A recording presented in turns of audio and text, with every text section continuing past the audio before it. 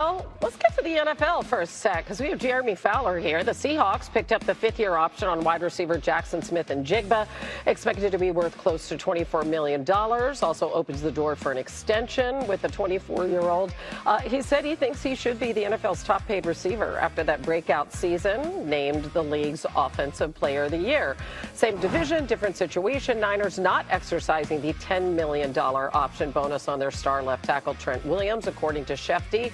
Despite ongoing talks, they have not found common ground on a new deal.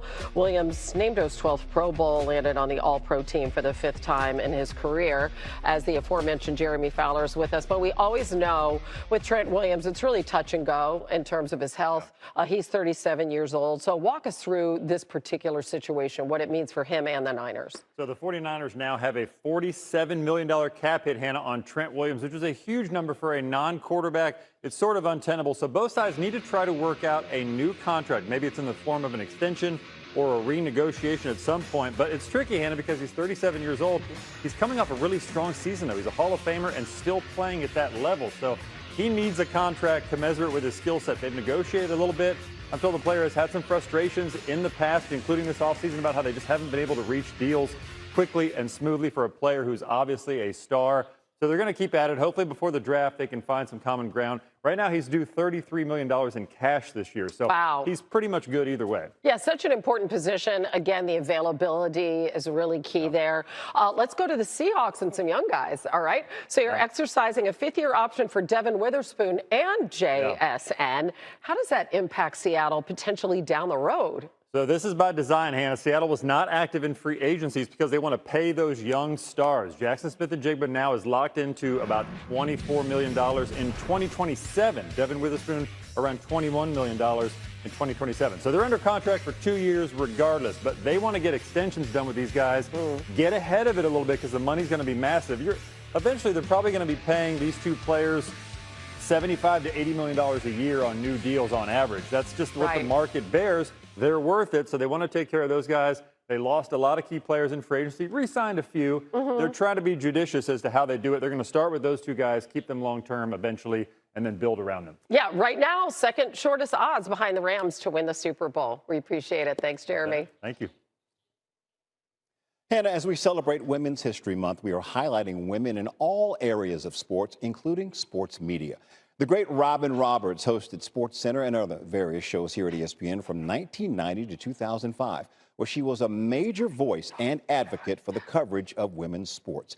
Here she is in 2001 presenting a highlight featuring two iconic women in sports, Venus and Serena Williams, as they faced off in a Grand Slam. Whiteout, does trading for DJ Moore give Josh Allen enough help to go on a Super Bowl run? I like this trade a lot for the Buffalo Bills. DJ Moore is going to take a lot of pressure off of Josh Allen, but I firmly believe it wasn't the offense that held the Buffalo Bills back the last 2 years. It was the defense. You look at that game versus the Denver Broncos. They allowed 33 points. The prior year in the AFC Championship game versus Kansas City, they allowed 32 points. When you look at the 6 games that Buffalo lost last year, the defense allowed 24.3 points per game. I love the additions of Bradley Chubb, C.J. Gardner-Johnson, Jim Littert coming over from the Denver Broncos and anchoring things in that capacity. They may blitz a little bit more. So the defense held this football team back.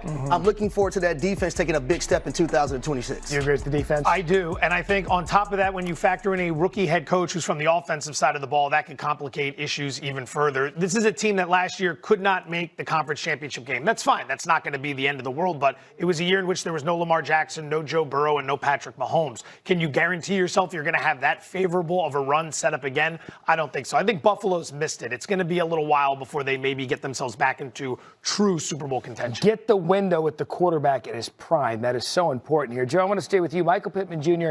and DK Metcalf plus Aaron Rodgers equals what in Pittsburgh? Another wasted year for the Steelers? Like, what are we doing here? Ben Roethlisberger retired in 2021. This is going to be the 5th season since in which they've been post-Roethlisberger. What are they doing at quarterback? If Rodgers is back, that's not a long-term plan. We saw how he played last year. Would be the best way to describe it. I'm glad you've got some wide receivers for him, but that's not going to solve your issues, especially in a division where you're going against Lamar Jackson and the Ravens. Yeah, and look, at the end of the day, Aaron Rodgers questions. We still don't know what's going to be in Pittsburgh. So, again, they've got an entertaining offense. You need a young quarterback. You need to start this thing. Well, the problem in Pittsburgh is that we all feel like they need to rebuild. They haven't seen that within themselves. But then can you blame them? When is the last time we thought about Pittsburgh rebuilding? Good point. Yeah, they don't do it often. Jeff, finally, I want to get you in here. What did we learn about the A.J. Brown market after the Jalen Waddle trade earlier this week?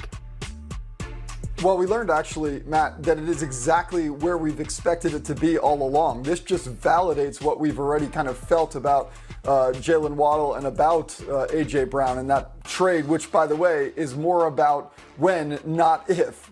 I still anticipate A.J. Brown getting moved out of Philly. Do not mistake the silence that we currently are feeling around A.J. Brown for being indifference or lack of activity. Eventually, after June 1st, I still think this happens. The Jalen Waddle situation only validates that further. By the way, we look toward teams that could potentially trade for A.J. Brown. The Patriots are the perfect fit in his former coach in Tennessee and Mike Vrabel being there. And the compensation, almost exact, guys. The Patriots hold the 31st pick overall and the 95th pick overall. The Broncos, getting Jalen Waddle, had to give up the 30th and 94th. So it's almost apples to apples in terms of the trade comp. I really think that this does feel like a very natural progression this offseason. So you think it's going to take just that to get into the A.J. Brown sweepstakes? I think that Howie Roseman knows how to barter a deal, and I think that we'll still wind up seeing some teams try to step in and change that comp. You could look toward the fact that Jalen Waddle is 2 years younger, but A.J. Brown still perhaps productive. You could point toward injury concerns with A.J. You don't really point toward those with Jalen Waddle. I think at the end of the day, the feeling in Philadelphia, at least internally, it still feels like this is headed. I know what we hear publicly. I know what everybody has to say. But after June 1st, when the dead money changes, I do anticipate action when it comes to A.J. Brown. And I think at that point, compensation, we can still look toward Jalen Waddle. If you need to beef it up a little bit with a different kind of mid-round pick, fine. But I still think that A.J. Brown deal does get done. I would say this, when you look at the Eagles' offensive system, and you can't ignore the fact that they just signed Hollywood Brown. Now, guys of his size, speed, quickness, they have thrived in this offensive system. But at the same time, Sean Mannion, he came from the Green Bay Packers. Now, the Packers early in the year, their number one was Tucker Kraft. The reason why this is significant, Devontae Smith is going to be the number one. I'm not saying Hollywood Brown is going to be the number two if they decide to part ways with A.J. Brown, but I do believe that's going to now become Dallas Goedert. There's a reason why they re-signed him, right? And Sean Mannion, he's going to do everything in his power to make sure that his tight end gets the football, especially because that was a place he came from in Green Bay where they got the tight end of football as well. And it gets to the point, too, guys, and you know this better than anyone, within a locker room, there's a relationship, right, between quarterback, head coach, and in this case, a star receiver. At some point, and I don't know if we're there yet, it could be the relationship is beyond repairable between the three people that you need to get along. So somebody's got to go. Between A.J. Brown, Jalen Hurts, and Nick Sirianni, someone's got to go. And it's got to be an answer for what happened last year. That the results Philadelphia produced was not commensurate with the talent they had on the field. Howie Roseman put enough talent on the field for them to go out and seriously contend for a Super Bowl. What did they do? Won the same amount of playoff games as the Las Vegas Raiders. That might sound harsh, but to let San Francisco come in and do what happened there because of all the problems they had on offense, coach isn't going anywhere. That would have already happened. Quarterback's not going anywhere. That would have already happened. It's going to have to be the wide receiver. You cannot run this back. Darlington, get in there. Well, I think you're saying somebody's got to go.